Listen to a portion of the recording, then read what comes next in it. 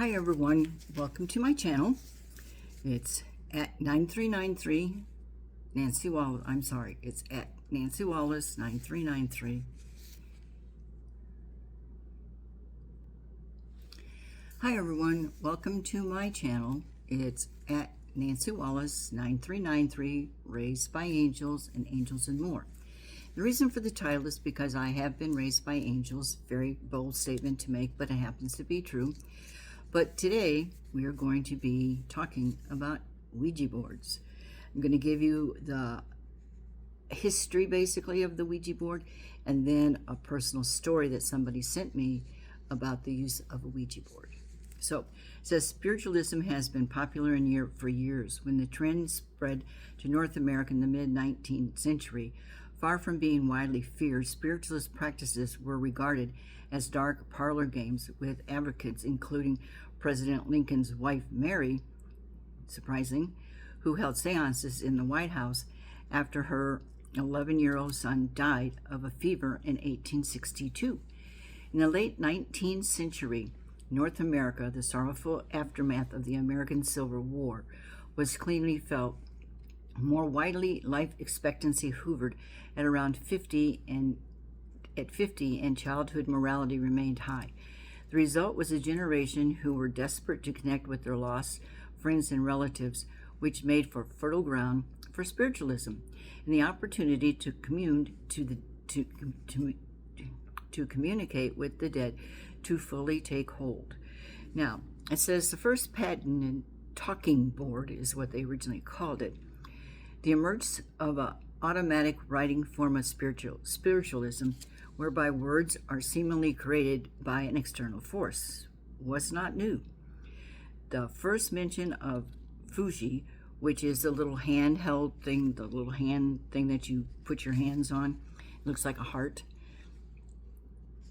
was written, dates around 1100 AD in historical documents from the Song dynasty in China.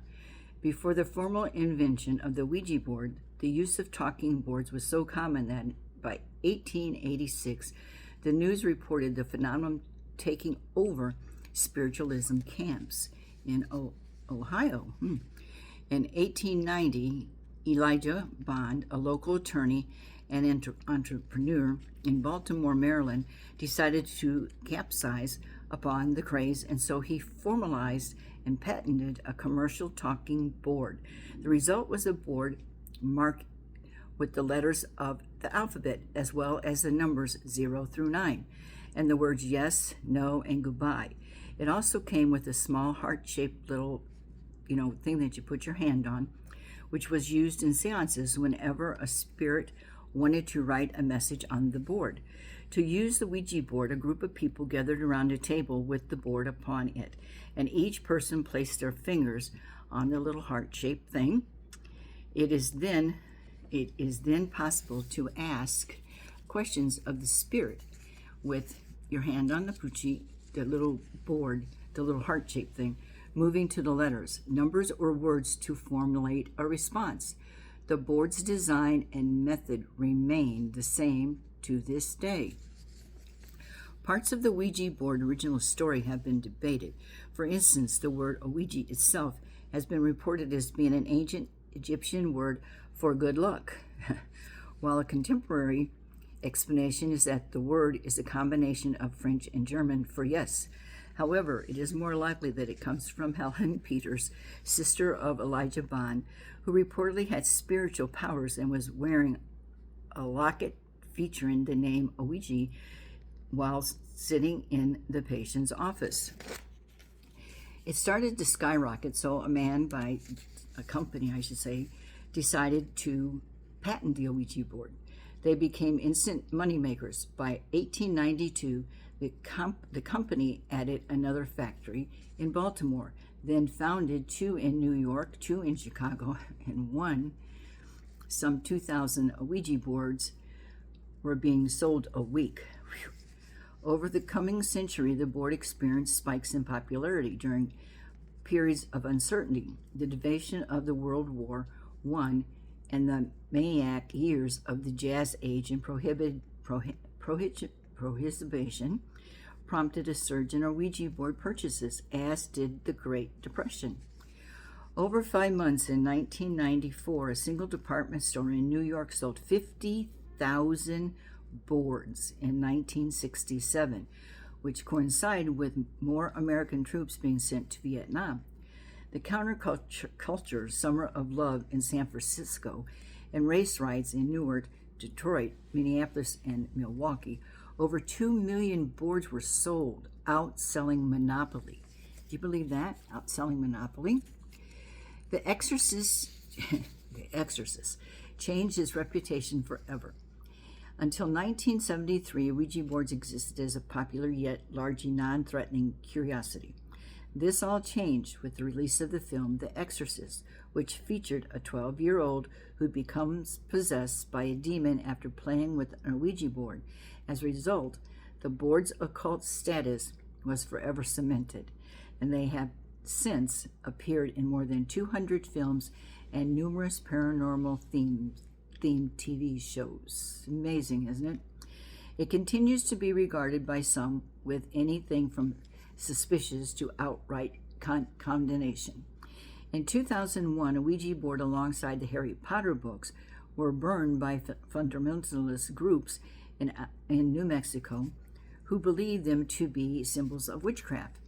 More mainstream religious criticism has stated that Ouija boards reveal information that should be known by God alone, meaning it is thus a tool of Satan.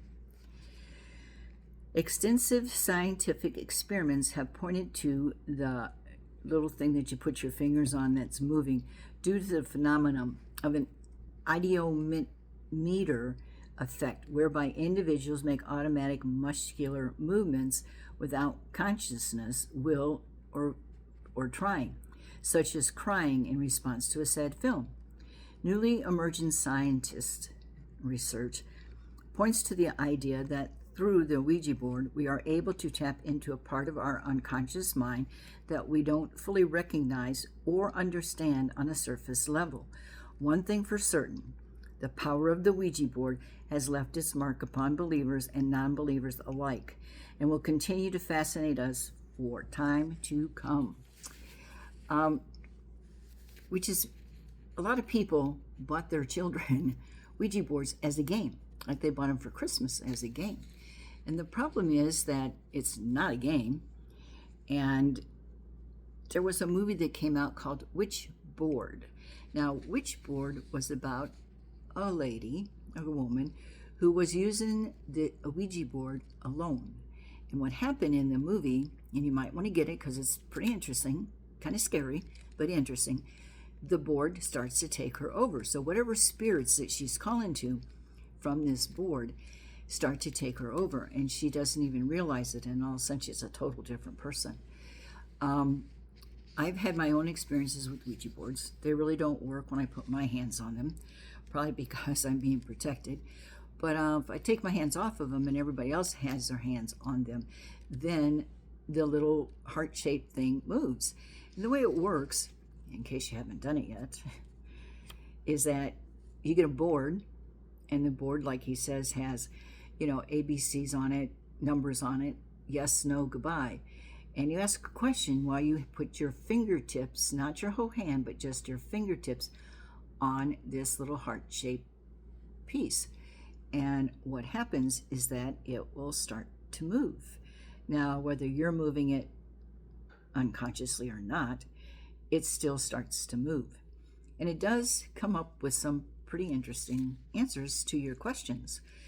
So I'm not telling you run out and buy a Ouija board, because I really don't like the Ouija board. I have a tendency to think that you're pulling in spirits that you have no idea about, where they're coming from, who they are, because actually the Ouija board lies. It'll tell you what it thinks you want to know so it can come through. I know it sounds weird and I know it sounds far-fetched, but it really is true. The board somehow is alive, and it's not a very good alive, actually. The thing that baffles the scientists the most is that if you take your hands off of that little heart-shaped thing and you ask it a question, it still moves. So that right there kind of ends their story about it's your own movements that you don't know about. And the Ouija actually can be very, very harmful for people if they're not careful. And I'm not saying don't use them, but I am saying if you're going to use them, make sure you know what you're doing. Even some of the top psychics that have used Ouija boards end up finding out they don't know what they were doing either. It's hard to explain about the Ouija boards and the energy, but you're actually calling through different dimensions, different time zones. Well, actually deeper than that, of spirits. And you want answers. So they will give you the answer that they think you want. Because the more that you use the Ouija board, the more it can find a way to possess you. I know, it sounds weird, huh? But it's really true, you know. And you can call my bluff. You can go out and buy a Ouija board, see if it works for you. Like I said, it wouldn't work for me. Some people who are very spiritual, the board will not work for. Other people who are just kind of new at this and kind of at the beginning stage can ask questions, and the board will give them answers. And then that, of course, makes them want to ask more questions and then more questions. And pretty soon you're sitting there with the board, sometimes by yourself, which you shouldn't do. If you're going to use the Ouija board, make sure you have at least one or two other people with you so that it can't control you. It can't take over your energy, which, believe it or not, it really does. So it's kind of strange because it's sold nationwide, worldwide, as a parlor game. And just like the angel board, it's basically the same. In other words, you're calling upon spirits that you really have no idea who they are and where they're coming from. Can it be exciting? Sure, it can be exciting. But is it going to be exciting enough that all of a sudden you feel like you're not you anymore and other people don't think you're you anymore? That has happened. And so you have to be really careful, you know, if you want to do the Ouija board. I mean, they sell it at a store just like it's a game, but it really isn't a game. And you do have to be very careful when you're working with it so that you do it the right way. And that spirits that are coming through are true spirits and good spirits, which usually does not happen. The other thing that people do with a Ouija board when they're done with it, or they're tired of it or whatever, they just throw it away. And the fact of the matter is, you never throw away a Ouija board or the little heart-shaped place. Because if somebody else picks it up, those same energies that you brought forth are also going to be brought forth in that person. So the idea and the ideal thing to do is if you're going to throw away the Ouija board, you burn it. But it's kind of scary because when I had that experience and we had to get rid of a Ouija board, we burned it. And it actually was screaming like it was on fire. And it tried to jump out of the fire. Now, it's really hard for me to believe that there's not some kind of entities in there that you've brought forward to make that happen. So keep that in mind. Again, I'm not saying don't do it, but I'm cautioning you about if you do it, make sure, one, you're not alone, and two, you don't get all caught up in it, because that's what they want. They want to take over you, your soul, your spirit, and sometimes it really does happen. So again, if you want to see a movie about a Ouija board, it's called Ouija Board, and it's old, probably 20, 25 years old now, but it is actually quite interesting. Now, a person sent me their experience with a Ouija board. It's pretty interesting. It says, I'm not sure exactly what you need, but I will tell you my story if you just put my name, don't put my name. You don't have to put any names down, but just not use the last name. So she's asking for me not to say who she is, and I'm not going to. So I don't remember the year. I was probably about 10 years old, maybe 11 or so. It probably around 1969, something like that. For Christmas, good old Christmas, my mom decided to get us something different. My sister was about 7 or 10, and my mom bought home a Ouija board. Well, we didn't know anything about a Ouija board. We had no idea how dangerous they were, and my mom didn't either. She wasn't into witchcraft or anything like that. It was just an innocent thing on her list of things to buy for Christmas on her part, and we started playing with the Ouija board. We thought it was cool that it was moving by itself. Like I said, if you take your hands off of it and you ask a question, it still can move. So that kind of knocks down the scientific answer for that. My mom found it in the children's, now hear this, children's section of a toy store.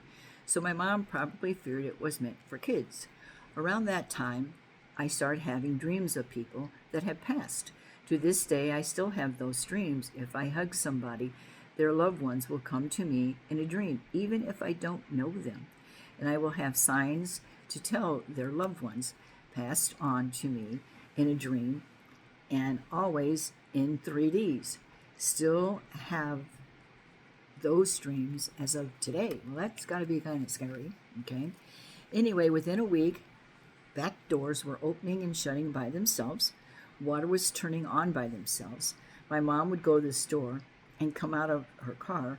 All four car door were wide open, but nothing was taken.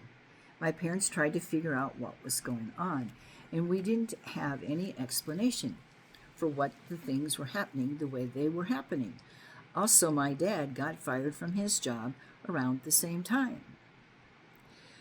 This went on for about 6 months, and it was starting to really freak us out. I remember one time my grandpa, who just recently passed, came to me in a dream. But it wasn't a dream. I was wide awake, and he was standing in the room. Years later, we heard that the house had a couple people that had died in it. Maybe there were just a lot of energy in the house. I'm not sure, but I was pretty spooked, to say the least, after 6 months. So we threw it away. My mom threw it away, and that was that. So that experience with the Ouija board, and I never got another one, nor had any desire to get another one, okay? And again, we're going to talk about a little bit about the Ouija board, because a lot of people think it's just a game. I actually wrote a story about a Ouija board, and the story is about these young 22 to 25-year-olds, whatever, trying to debunk all the superstition that we believe in, like Friday the 13th, like don't go to the cemetery at midnight, like don't use a Ouija board. But the story goes, and it hasn't been published yet, it will be, but the story goes that this group of 5 or 6 young adults decided to, on Friday the 13th, just before midnight, Friday the 13th, decide to take a Ouija board and go into the cemetery and sit there and see if things happen. Well, a lot of things start to happen. I can't tell you much more than that because, like I said, it hasn't been published yet. But again, Ouija boards, even though they were thought to be a parlor game and fun, didn't turn out like that. It turned out this is spiritualism, and even now think about this, even a lot of religious people use the Ouija board. I mean, look at Mary. She was a politician's wife, and she used the Ouija board. Didn't really say what happened or anything else, but she was using it along with her seances. So again, a Ouija board can be fun. It can take up your time, but you got to remember, it can also take up your soul, your energy, and your body. Now, I don't know about you, but I would tend to believe that you really don't want a Ouija board taking up your soul, your spirit, or your body, because again, it creates different you. It's like it's not you anymore. It takes you over, and you don't even realize that it's doing that. So if you're going to do a Ouija board, I'm going to say this again, if you're going to do a Ouija board, don't do it alone. Even if you're a professional, don't do it alone, because too many things can really go wrong that people have no idea about. And it's kind of scary, and it can harm you, okay, because it does change who you are. It makes your mindset much, much different than what it really is.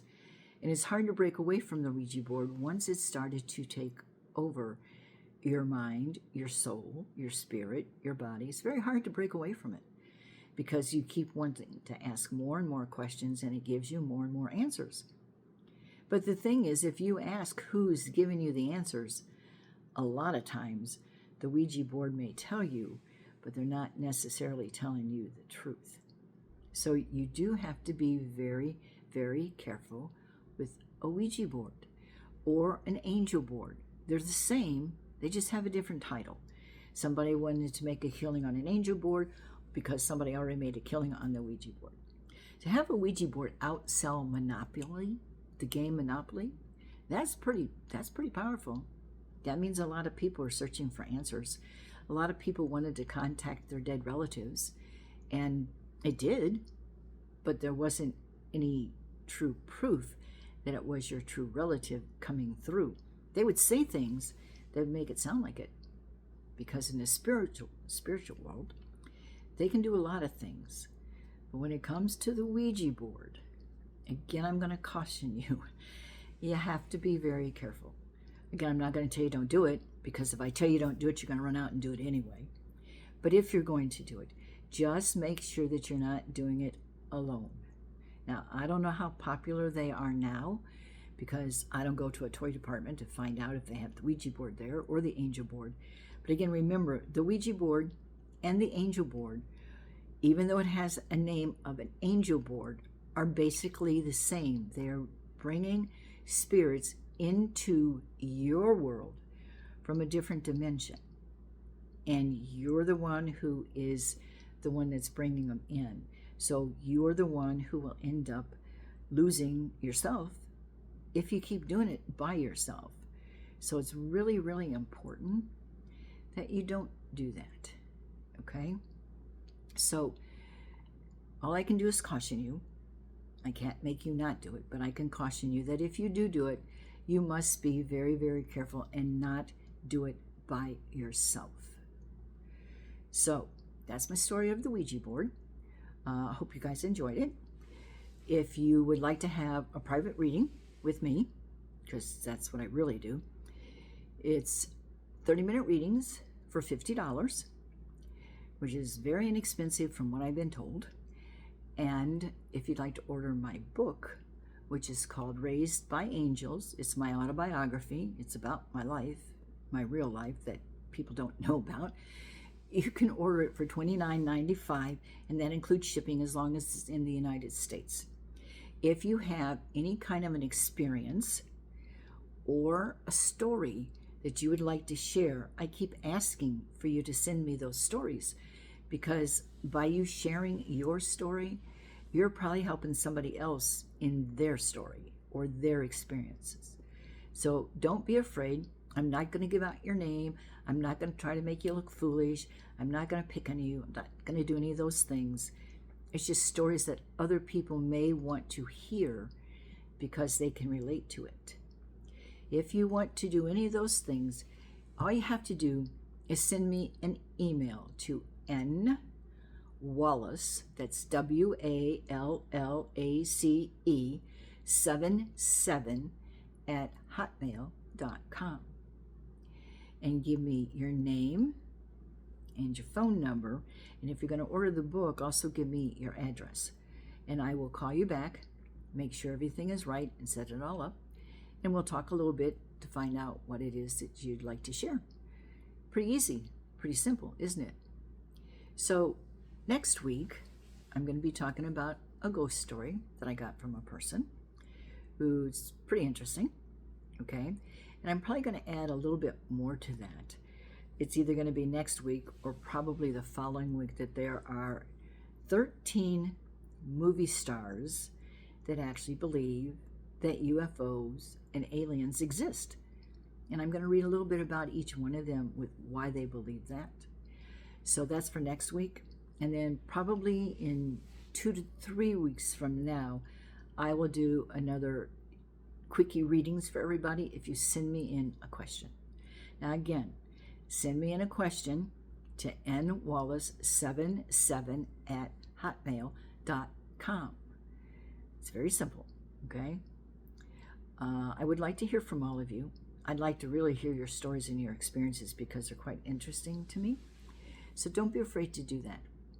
So until then, have a great week. Have a lot of fun. Don't play with the Ouija board unless you really want to, but have a good time. And we'll talk to you later. Take care.